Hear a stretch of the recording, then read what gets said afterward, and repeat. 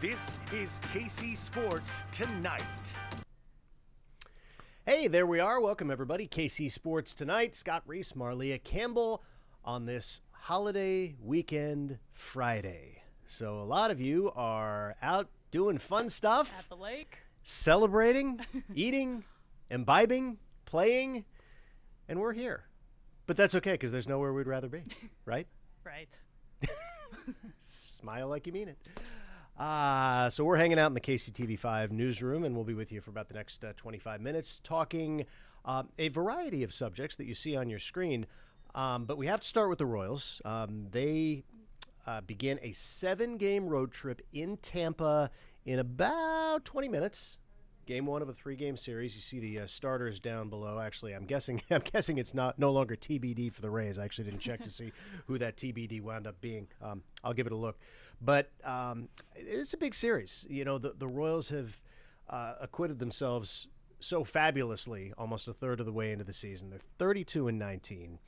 They're a game and a half back of Cleveland. And if you're saying to yourself, haven't they been a game and a half back of Cleveland forever? The answer is kind of yes. I actually looked this up. The last 8 games, the Guardians and Royals have had exactly the same result. Huh. Yes. Okay, well, that actually... Right? Win, loss, and then 6 wins in a row. Yeah. Both of them. Wow, jeez. That's like winning 8 straight coin tosses. Yeah, So that's odd. Yeah. But so they're still a game and a half back of Cleveland, but they're 5 up now on Minnesota, so there's some cushion, and they go to Minnesota for 4 games starting Monday. But Marleah, my question right now with this team is, can they? You're not going to be as good on the road. Few teams are. But can they at least approach replicating their success statistically and wins and losses, because they're only 500 on the road, when they're not playing in the friendly confines of Kauffman Stadium? Yeah, well, first of all, I want someone better at math than we are to do the statistical odds of going game for game for 8 games. Right. Well, it's like I said, 8 straight coin flips. Yeah. So it would be, That's like an algebra 2 it's problem. It's 2 to the 8th power. It's 1 in 256 or whatever that is. Stats calculator at Use home, there's an abacus in the sports office. Go grab it. I think that dates you a little bit, right? Did you use it? I abacus? know I borrowed it from Neil Jones. Okay, there you go. That makes way more sense. Yeah. How did we get onto abacuses? Okay, home in the road. I think it might be abaci. I'm not sure. Just like walleye is plural, which we will get to later. Anyway, at home, 21-8, on the road, 11-11. This homestand, they swept 6-0, and I believe that's the second time they've done that this season. It is. In fact, they're the second team in 20 years to do it twice in 1 year. Yeah. So that's big time. Yeah, which says a lot about this team. The next stepping stone, well, first of all, I'll say this. Anyone listening, when is the last time you've still cared about Royals wins and losses past Memorial Day? I can't think of a time. I mean, I can think of a time. This was 2015. Been a long time since we've seen this team on the favorable side of the record column this late into the season, which is kind of sad. Exactly. It's not Labor Day; it's like Memorial Day. Day. And then I heard it, and I was like, well, that's a little bit of a bummer. But you'll take the wins you can get them. So yeah, I mean, I think the next stepping stone here, again, 21-8, 11-11 on the road. The next stepping step is proving that you're capable of winning on the road too. I think that's what kind of separates the good teams that you're kind of happy about from the great teams that we're talking about 2 and 3 months from now. So big series in Tampa. Can you kind of bridge that gap is kind of what I'm looking for, or at least, go a little bit above 500. You're not expecting to sweep every time you go on the road for a long stint of time, but had a good showing on that Western Coast swing, and then had a great showing at home. So keep that momentum going up here in Tampa Bay. Rays are a game under 500, but still a good ball club. So this is another good measuring stick. I think another good barometer. You see, I filled in the blanks there. It's Sean Armstrong starting. So it's basically a bullpen game for the Rays. So that's an opportunity for the Royals to find a relief pitcher they like and hammer him. But the numbers, and I alluded to this earlier, the numbers are pretty striking home versus road. I would say everybody, most teams are better at home across all sports, right? It's just the nature of the beast.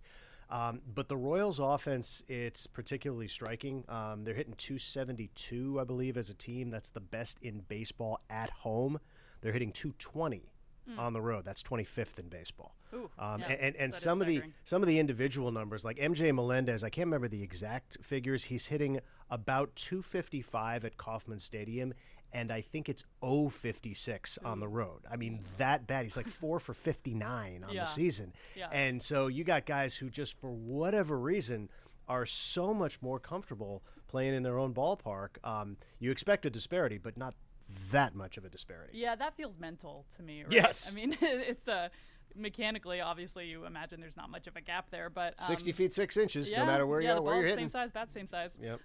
Yeah, no, that'll be an interesting test, and if anything, to get over that mental hump in Tampa Bay, specifically MJ Melendez, you mentioned, having a pretty hard time down there.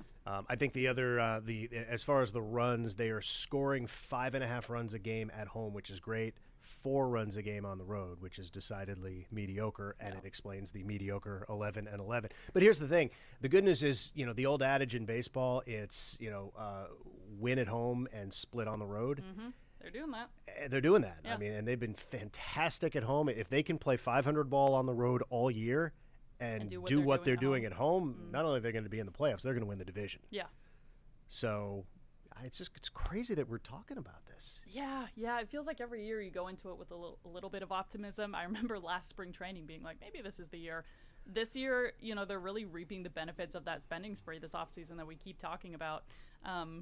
So it's been nice. One, I mean, again, we talk about how much money they spent over the offseason. You can remember press release after press release of all these different guys they were signing, and to see that come to fruition this quickly, tangibly in terms of wins, is exciting in the Royals fan base, not just this year, but over the last decade, 2 decade spans, where there's been a really sharp drop off after 2015. Yeah. The thing is, I think we can see a path now. Last year, you could squint as much as you wanted. You were delusional last year if you saw a path to the playoffs with the roster they had. Yeah. You can really see it now because of the pitching, because other than Seth Lugo and that 1.8 ERA, I think the rest of what we're seeing is largely sustainable. Not to say that Lugo is going to come down with a thud, but he's not going to have an ERA probably under 2 at the end of the season. But I think that most of the other guys, for the most part, I think are in line with where they can be, and they have enough depth. Chris Bubic is starting his rehab, right? And he was terrific in 3 starts last year before the elbow injury and Tommy John surgery. If he comes back and is throwing like he was a year ago, then you have a legitimate 6th starter when you need that 6th starter, and you will at some point because injuries happen. And even Daniel Lynch, who came up for a spot start a few weeks ago when Alec Marsh was on the shelf for 10 days, and Lynch came up from the minors and threw 5 shutout innings. It's like, all right, thanks, dude. So, if all of a sudden, if you can feel good about going 7 deep in your starting rotation, the bullpen is pretty good. It's not great, but it's pretty good. That's the path to staying in the race all summer. Yeah. Because pitching is, I mean, you have a chance to win every game with that staff. So, I was at the ahead of the 2014 reunion at the Royals game. I believe it was last Friday. We were talking to Q in the dugout, and we were like, it was JJ Piccolo, excuse me, and we were asking him, what similarities do you see between this team and the 2014 team? What differences do you see? Salvi? Yeah. That's a very specific, easy to pin down similarity. But he mentioned 2 things. One, both of these teams had a really good mixture of a lot of youth. Think about Bobby and Vinny, for example, and a good contingent of veterans in the clubhouse that can kind of steer the ship in the right direction. But when you asked about the difference, he said that 2014 bullpen is as good as it gets. Yes. It does not get better than that. No. That's what this team is kind of, as you mentioned, good but not great. And Bubic coming back would certainly move the needle in the right direction. And the nice thing about that is if there is one thing that is always accessible at the trade deadline, it's good bullpen arms. Yep. And you don't have to give up massive equity to acquire those guys. So assuming the Royals are still in the thick of things in late July, and at this point we see no reason why we shouldn't assume that, I don't think it will be that difficult for JJ to go out and find 1 or 2 significant bullpen arms that can raise that unit from good to maybe very good. Mm-hmm. And obviously that makes a big difference down the stretch. So anyway, it's nice to have a lot of positivity to talk Royals baseball as we have so far this season. Not so positive today as we move on to Mizzou softball. And, there was so much optimism in Como after the get my there we are. After the drama last week, just getting to the Super Regional, they had come from behind, extra inning wins, and so such good mojo. And they were up 1-0 today in the game against Duke, and then they were down 3-1. They tied it at 3.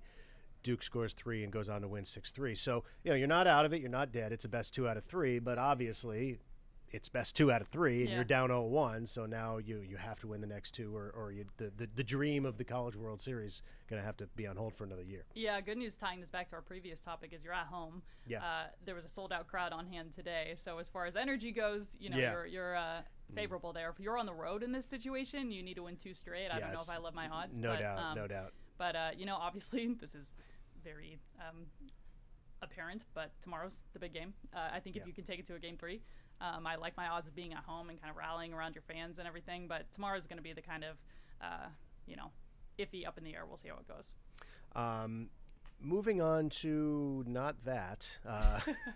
Again, there we go. Yeah, it's buttons. It's technology. The KC Current, still unbeaten. It's still May. Yeah. They win. If they can get by tomorrow, they will be unbeaten into June. Yeah. Right? Which the season starts in March. Yeah. That's pretty impressive. Wow. And you can see that the Utah Royals, who I'm told aren't very good. They are not. They are dead last, bottom of the table right now, with 4 points. You see the Current have 22. Utah has 4. I was out there today, Just to be clear, you can get 3 in one game with a win, right? Yes. Yeah. And the Current have played 10 games. So there's your not great. So I was out at the Current today. We were talking with Vlatko.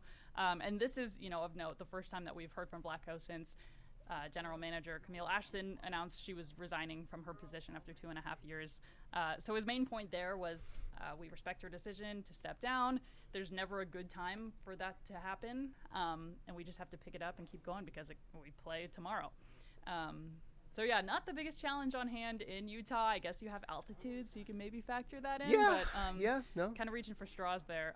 As someone who's played a lot of sports at altitude, it makes a difference. But, I think this is one. I think the Current go into this one hoping to get 3 points and not 1 because they were unbeaten, but they've been – I believe it's 3 draws in a row. I think it is 3 draws in a row. So you could look at it that way. They haven't won in 4 weeks. Yeah. So this is an opportunity. You're playing the worst team in the NWSL. They're all pro athletes. They might be the worst team in the NWSL, but they're obviously capable of winning. But I think best case scenario, you can't leave with a tie here. You got to get the 3 points and come back to Kansas City. Moving into the top of the table. And that game is tomorrow night, a 9 o'clock Central Time kickoff. Okay, let's get to the feature discussion. And this is just crazy. It's not surprising given that, we've all, I think, seen this coming.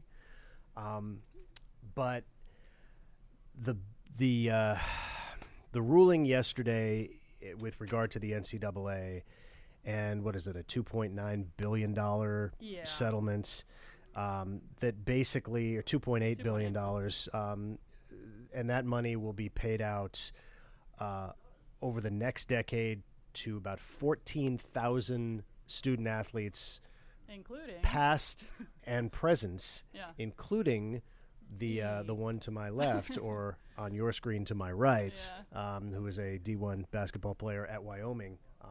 Just got in under the wire because this only goes back to 2016.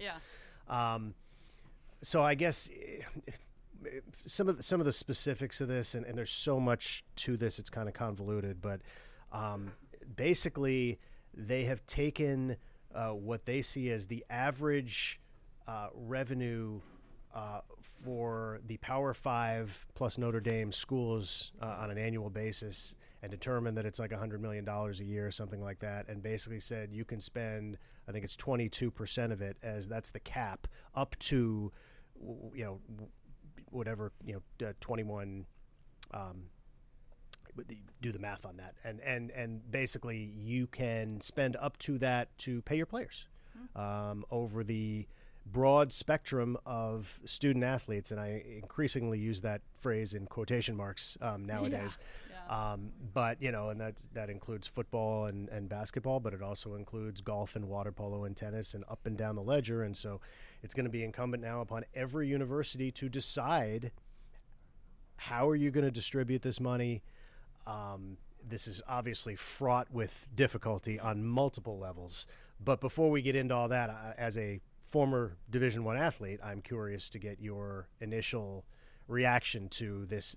This is landmark. Now, it's not it has to pass. You know, the judges have to sign off. So this isn't officially set in stone, but it's going to happen, and it's going to happen for 2025. So, barring a miracle of some sort, this is going to happen. So what's your reaction? Yeah, I have kind of a unique perspective on this in that, you know, I played from 2014 to 2018. I was in a Division I conference, but I wasn't in a Power 5 conference. I was a revenue generating sport member at Wyoming, at least at the time. I imagine it's the same now. It was football, men's basketball, and women's basketball. But I wasn't football, which is obviously the big moneymaker. So kind of a lot of gray area there. And then I was also kind of that last group before, because again, I graduated, my last year was 2018. That was right before the COVID year started happening in 2020. Those athletes all got an extra year of eligibility if they wanted it. And that's where things just kind of got, you know, a lot more gray. Like when I was playing, the transfer portal was not what it is today, not even close. NIL wasn't a thing. And then obviously this is just taking all of that and multiplying it by infinity. So, you know, it's mixed feelings.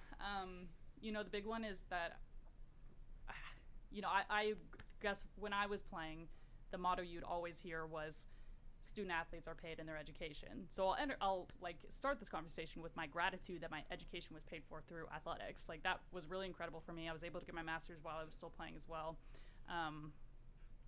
But for who I really feel for is the group of guys like who played at like Kansas basketball or Alabama football or Notre Dame football, you know, those really big revenue generating sports and schools. They potentially missed out on, you know, a lot of money. So that's kind of the downside to not paying players. The upside is I'm in a way grateful that I was able to play in an era where I wasn't dealing with a business on the side. You know, even with NIL, I mean, it's just so complicated. I can't imagine like locker rooms. I mean, there's a whole new layer of discussions there, and you know, what are your teammates making? What are you making? What businesses are you in touch with? And then you're also balancing a student athlete schedule and you know, in school and sports, which feels like a full-time job. So there's a billion layers to it.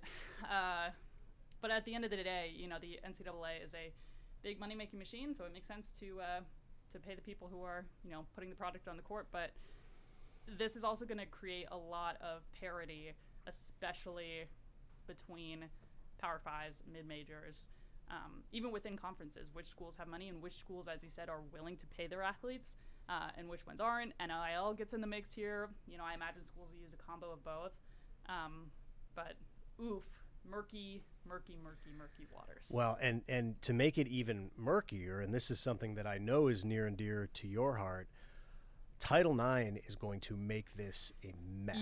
Yeah, yes. Because there is no benchmark for whether Title IX in its current wording would apply to the amount of money that is paid to athletes in this new era.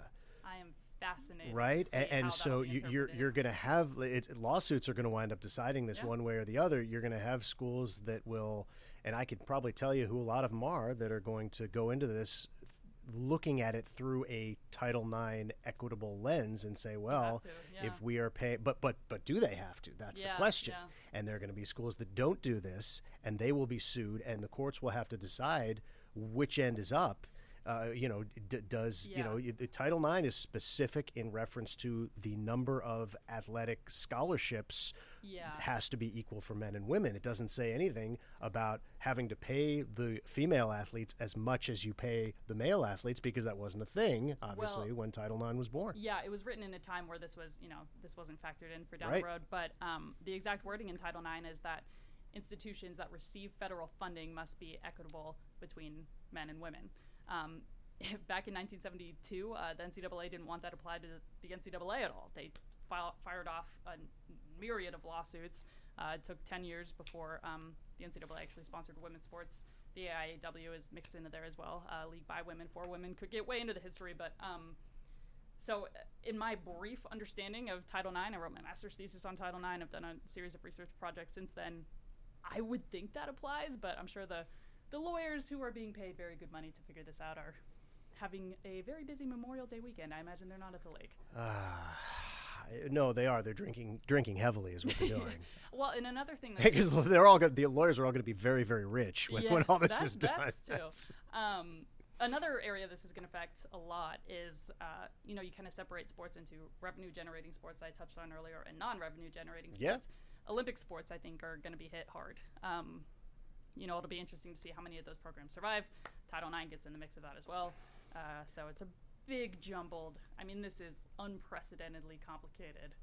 I thought NIL was throwing, a bomb on NCAA athletics. This is, again, like that times infinity. And, I hesitate to use the word progress because I was going to say all the progress that's been made in terms of figuring out NIL over the last 4 years, and I use progress in the loosest possible way. Yeah. That all goes poof almost. Like what these collectives that are now in place at every major university that are basically set up for alumni boosters to funnel money so that it can be aggregated and then distributed to the athletes. It's the unofficial pay for play, which is where we are now anyway. What happens to those? I think if I had to guess, and we're all looking at the crystal ball, I would imagine it'd be a combination of both, and institutions would leverage that a little bit. But man, I just can't get over how complicated that gets, and I keep kind of harping on like how convoluted and confusing. You are glad that guys and women that are think about Caitlin Clark being paid by her school. NIL was such a big step though in schools, in athletes being able to benefit from their name, image, and likeness. Because when I was playing, for example, I couldn't hold if I wanted to come home for the summer and host a little basketball clinic and charge, $25 for kids to come out and we do a 3-day camp. I couldn't do that because it would be profiting off of my athletic skills to make money.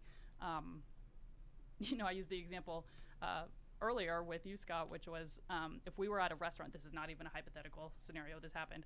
We were at a breakfast restaurant, and boosters across the restaurant saw us and said, we want to cover your bill, and told the waiters they wanted to do that. That's an NCAA violation when I'm playing. So it's transformed really quickly from zero, you can make no money doing this, to the floodgates are just wide open. No, and we knew this was coming. Yeah. I think that most people did not have a problem with NIL in its strictest version. Yeah. That, if you want to sell jerseys, with Caleb Williams' name and number, at USC, well, okay, bad example because USC one of the few schools that doesn't have names on the back, but you get where I'm going with that, right? Yeah. Your Drake May, North Carolina jersey, that he should be able to reap the benefits of them kids buying his jersey. I don't think many people would quibble with that. That era lasted about 5 minutes before the powers that be, and by that I mean the boosters and the seedy underbellies of universities coast to coast, figured out that there were 8 million loopholes now that they could take advantage of, and then collectives were born. And so it's very little about NIL anymore, and it's not about some guy going to do a commercial for the local car dealership. It's just how much are you going to pay me? Which felt like the most grassroots kind of pure form of that. Right. I will say NIL was massive. I'm so glad Caitlin Clark played in the NIL era because I think it just elevated her platform even more. I think she would have done what she did before this, but being able to get shoe deals and do all these things has been really important. But it just gets so murky with I use the word murky all the time with recruiting. God, I can't even imagine trying to figure out how to get guys in a football program with 80 guys. How do you? Well, it doesn't matter. All the things that used to matter in recruiting don't matter anymore. And I mean that's exaggerated. That's hyperbole. I mean, nothing matters. There are kids who want to go to an academic institution. There are kids who might want to be in a nice weather place or want to be in a part of the so that there are going to be factors. But at the end of the day, that's all kids. The only thing kids ask nowadays: what's the bag? What's my bag? Back in my day, it was very much like you go on campus and you have full rides to X, Y, and Z, and then you pick which one you kind of feel most at home at. Yeah, that's very low on the kind of back burner of priorities. Anyway, yeah, we could obviously talk about this for hours, and the So buckle in. national pundits will. Well, no, can't do that. The stream ends, and yeah, no, and this is not. This is a topic that is not. It is far from resolved. It is far from going away. Just scratching the surface. We are just scratching the surface. I look forward to a day where it all calms down and we figure out what the new normal is. And can try to reconcile it. I personally, it makes my skin crawl to think of, college football players making $1 million. Yeah. It just does. Yeah. To me, the free education means something, and that's what it was supposed to be about. And maybe it sounds old and stodgy. But and I get the argument of, well, there's all these TV dollars and it should go to the players, not just the guys in suits. And I understand that argument. Again, not that we have time to get into it. Part of the counter argument is, I'm a Stanford fan. I went to school there. I care about the guy wearing the jersey, whoever he is. Yeah. So it's not about this player. It's about it's for me. It's about the name on the front, not the name on the back. Mm-hmm. And so that makes a difference to me. It loses some of its innocence. Right. I think the benefit of watching, and I'll close with this point. The benefit of watching college sports over the NBA is man, these are a bunch of kids who get 4 years here. Yep. That's it, unless Yep. they redshirt. Yep, and they're for playing their for the education. love of the game, They love and this school, and the, not they're going to hop in the transfer portal if they get more money next year. That's the Yeah. ugh. Well, that's another thing, and again, we don't have time for this, but Yeah. what's going to happen to the transfer portal? Oh, That could go poof, Yeah. because all of a sudden, what you're going to see now is so and so star quarterback signs 3-year contract to Yeah. play at Ohio State. Yeah. Done. No more transfer. You're there. You're getting paid $2 million for 3 years in Columbus, and then you go to the draft. That's it. So I mean, the portal is going to it's going to be nuts, and we'll have to wait and see how it all plays out. But safe to say, college sports as we formerly knew and loved it is dead. On that note, have a great weekend. And on that note, have a great holiday weekend. Enjoy, everybody. Don't forget to tip your waiters and waitresses, but don't pay for their meals because it's still an NCAA violation. You have a great holiday weekend. I'll be back on the 6 o'clock news here in about 20 minutes. And, go Royals. Have a good weekend, everybody.